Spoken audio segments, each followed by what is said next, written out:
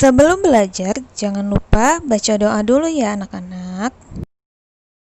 Hari ini kita akan belajar tema 1, subtema 1, pembelajaran 1 tentang organ gerak hewan. Dengarkan cerita ibu berikut ini ya. Hari Minggu adalah hari libur sekolah. Namun demikian, menurut Edo, hari Minggu bukanlah hari yang harus dilewatkan begitu saja. Sejumlah rencana telah dia persiapkan, mulai dari memenuhi ajakan Benny untuk berlatih berenang, menemani Lani membeli buku, hingga pergi ke kandang kelinci. Dari sejumlah rencana tersebut, Edo lebih memilih untuk pergi ke kandang kelinci. Setelah membantu ibu membersihkan rumah, Edo pamit untuk berkunjung ke rumah Pak Rudi. Pak Rudi adalah peternak kelinci yang sukses di kampungnya. Kandang kelincinya sangat luas, terletak di pekarangan belakang rumah. Pak Rudi sedang sarapan di serambi belakang rumah dekat kandang kelinci. Serambi itu terbuka sehingga pemandangannya sangat luas. Udara pagi juga dapat leluasa masuk. Selesai sarapan, Pak Rudi mengajak Edo untuk melihat-lihat kandang kelinci. Edo senang sekali. Dia melihat kelinci meloncat-loncat, saling berkejar-kejaran. "Kamu terlihat senang sekali, Edo," kata Pak Rudi. "Benar, Pak Rudi, saya senang memperhatikan kelinci-kelinci yang lincah meloncat ke sana kemari," jawab Edo. "Memang demikian, Edo. Kelinci dapat meloncat-loncat dan berlari seperti tidak pernah lelah karena memiliki organ gerak yang kuat," kata Pak Rudi. Ini adalah foto ketika Edo dan Pak Rudi sedang berbincang-bincang di kandang kelinci. Mereka berdua sedang terlihat asik berdialog. "Pak, lucu ya, kelinci-kelinci itu bulunya tebal dan gerak-geriknya lincah. Kenapa kelinci bisa meloncat dan berlari dengan lincah seperti itu ya?" "Benar, kelinci dapat bergerak lincah karena didukung oleh organ-organ geraknya. Pada dasarnya, organ gerak kelinci seperti hewan lainnya, hampir sama dengan organ gerak manusia. Tanpa organ gerak, kita tidak bisa melakukan kegiatan apapun." Nah, anak-anak, yuk kita baca buku halaman 3. Judulnya Organ Gerak Manusia dan Hewan. Salah satu ciri dari makhluk hidup adalah bergerak. Secara umum, gerak dapat diartikan berpindah tempat atau perubahan posisi sebagian atau seluruh bagian dari tubuh. Makhluk hidup akan bergerak apabila ada rangsangan yang mengenai sebagian atau seluruh bagian tubuhnya. Gerak pada manusia dan hewan menggunakan organ gerak yang tersusun dalam sistem gerak. Organ gerak berguna untuk berjalan, berlari, melompat, meloncat, memegang, menggali, memanjat, berenang, dan sebagainya. Organ gerak pada hewan dan manusia memiliki kesamaan. Alat-alat gerak yang digunakan pada manusia dan hewan ada dua macam, yaitu alat gerak pasif berupa tulang dan alat gerak aktif berupa otot. Kedua alat gerak ini dapat bekerja sama dalam melakukan pergerakan. Kerjasama antara kedua alat gerak tersebut membentuk suatu sistem yang disebut sistem gerak.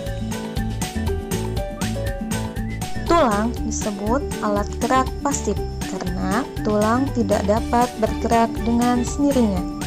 Tanpa adanya alat gerak aktif yang memengaruhi tulang, maka tulang-tulang pada manusia dan hewan akan diam dan tidak dapat membentuk alat pergerakan yang sesungguhnya. Walaupun merupakan alat gerak pasif, akan tetapi tulang mempunyai peranan yang besar dalam sistem gerak manusia dan hewan. Otot disebut alat gerak aktif karena otot memiliki suatu senyawa kimia yang membuatnya dapat bergerak. Pada saat otot yang menempel pada tulang bergerak, otot tersebut akan membuat tulang bergerak. Ditulis ya teksnya di buku tulis. Nah anak-anak, yuk kita lanjut ke halaman 4. Di sana ada ayo berlatih. Teks tadi yang ibu bacakan berjudul Organ Gerak Manusia dan Hewan, terdiri atas 5 paragraf. Masing-masing paragraf tersusun dari ide atau gagasan pokok ditambah dengan kalimat-kalimat pengembang. Ide pokok adalah gagasan yang menjadi dasar sebuah paragraf. Ide pokok disajikan ke dalam bentuk kalimat utama. Kalimat utama yang memuat ide pokok ini bisa berada di awal paragraf, di tengah paragraf, atau di akhir paragraf. Yuk perhatikan contoh berikut ini. Contoh berikut ini berada pada paragraf 1. Ide pokoknya, salah satu ciri dari makhluk hidup adalah bergerak. Sedangkan kalimat pengembangnya adalah, secara umum, gerak dapat diartikan berpindah tempat atau perubahan posisi sebagian atau seluruh bagian dari tubuh makhluk hidup. Nah anak-anak, jadi pada paragraf 1 ini ide pokoknya berada di awal paragraf. Sedangkan setelah titik diikuti oleh kalimat pengembangnya. Ditulis ya, ayo berlatih dengan contohnya di buku tulis. Nah sekarang ayo berlatih. Berdasarkan informasi di atas, temukan ide pokok dan kalimat pengembang dari masing-masing paragraf. Ibu akan memberikan contoh lagi, yaitu ide pokok dari paragraf 2, 3, 4, dan 5. Setelah itu, kalian cari kalimat pengembangnya ya, kerjakan di buku tulis. Ide pokok untuk paragraf 2 adalah gerak pada manusia dan hewan menggunakan organ gerak yang tersusun dalam sistem gerak. Silahkan dicari kalimat pengembangnya. Yuk kita lanjut ke paragraf 3. Ide pokoknya yaitu organ gerak pada hewan dan manusia memiliki kesamaan. Silahkan dicari kalimat pengembangnya ya. Yuk kita lanjut ke paragraf 4. Ide pokoknya adalah tulang disebut alat gerak pasif karena tulang tidak dapat bergerak dengan sendirinya. Silahkan dicari kalimat pengembangnya. Kita lanjut ke paragraf 5.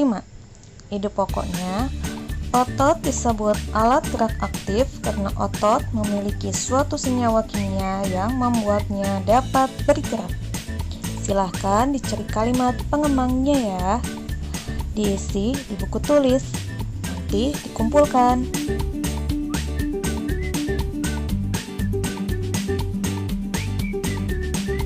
Nah anak-anak, sekarang kita berlatih ayo menulis. Kembangkan ide-ide pokok berikut menjadi sebuah paragraf. Di sini ada ide pokok, yaitu organ gerak terdiri atas 2 macam. Yuk kita kembangkan ide-ide pokoknya menjadi sebuah paragraf. Ini adalah sebuah paragraf yang ibu kembangkan dari ide-ide pokok. Organ gerak terdiri atas 2 macam. Alat gerak pasif berupa tulang dan alat gerak aktif berupa otot. Kedua alat gerak ini akan bekerja sama dalam melakukan pergerakan. Kerja sama antara kedua alat gerak tersebut membentuk suatu sistem yang disebut sistem gerak. Nah, setelah kalian melihat contoh ibu tadi, sekarang kalian berlatih membuat paragraf dari ide-ide pokok yang ada di tugas. Setelah itu, kerjakan dan kumpulkan. Nah, demikian untuk pembelajaran tema 1, subtema 1, pembelajaran 1 pada hari ini. Kurang lebihnya mohon maaf. Wassalamualaikum warahmatullahi wabarakatuh.